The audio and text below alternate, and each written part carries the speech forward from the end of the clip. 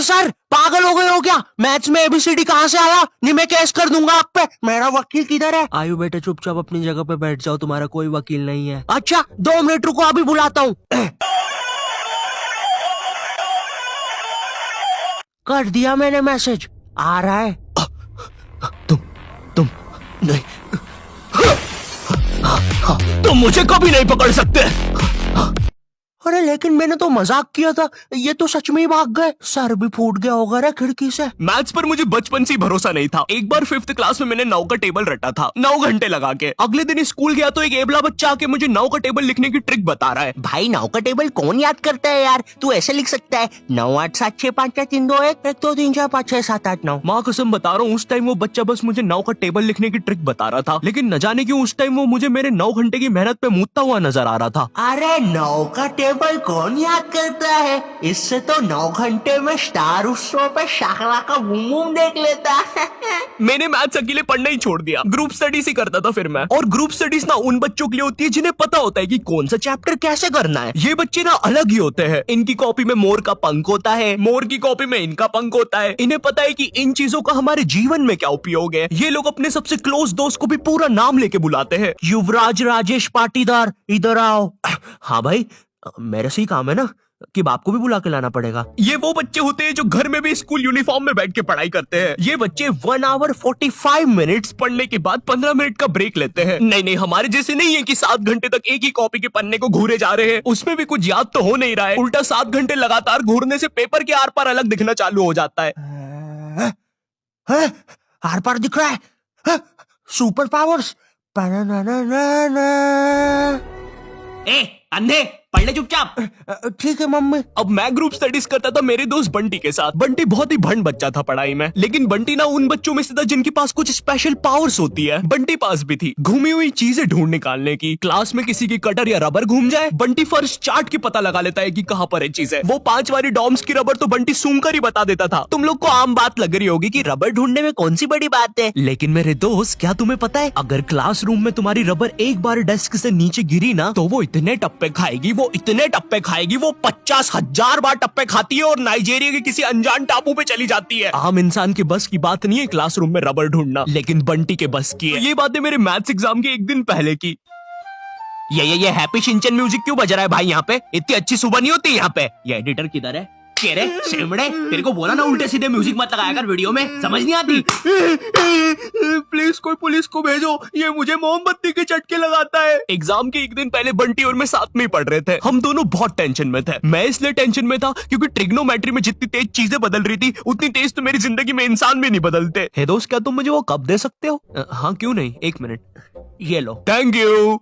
बदल गए, फिर से बदल गए। अब वैसे क्या तुम एक जादू देखना चाहोगे? ये देखो, ये एक 5 रुपए का सिक्का है और ये गायब, सिक्का गायब। अरे बाप रे, कहाँ गया वो सिक्का? वो सिक्का कहाँ गया?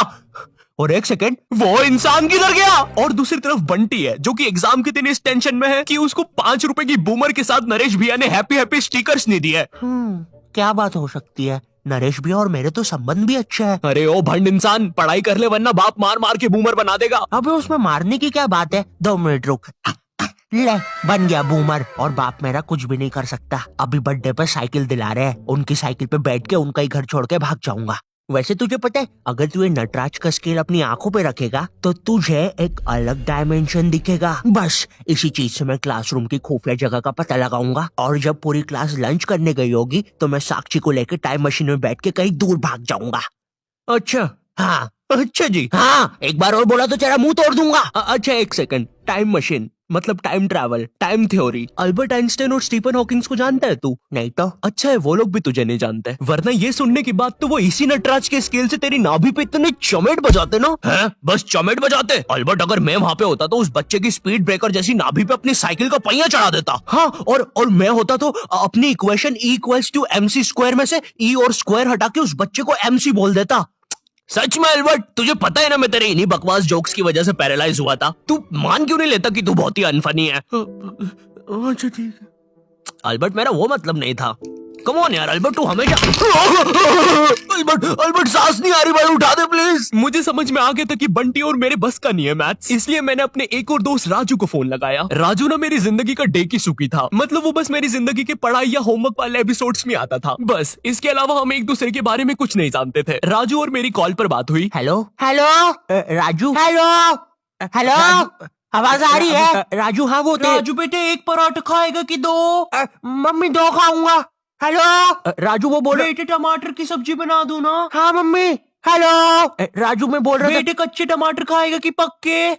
कच्चे मम्मी। राजू बेटे लेकिन पक्के भी तो खाने चाहिए। फिर पक्के बना दो। दो सब्जी मैं नहीं बनाऊंगी। राजू ने मुझे कॉल पर बताया कि उसके मम्मी पापा रात में किसी काम से बाहर जा रहे हैं, तो हम रात में उसके घर पढ़ने आ सकते हैं। अब देखो, मैंने और बंटी ने आज तक किसी दूसरे के घर क्या खुद के घर पर भी रात में कभी पढ़ाई नहीं की थी। भाई हमको पता ही नहीं था कि ऐसा भी कर सकते हैं। हम उतने विकसित ही नहीं थे तब। बंदर के जाने अदरक का स्वाद वाली कहावत हो रही थी हमारे साथ।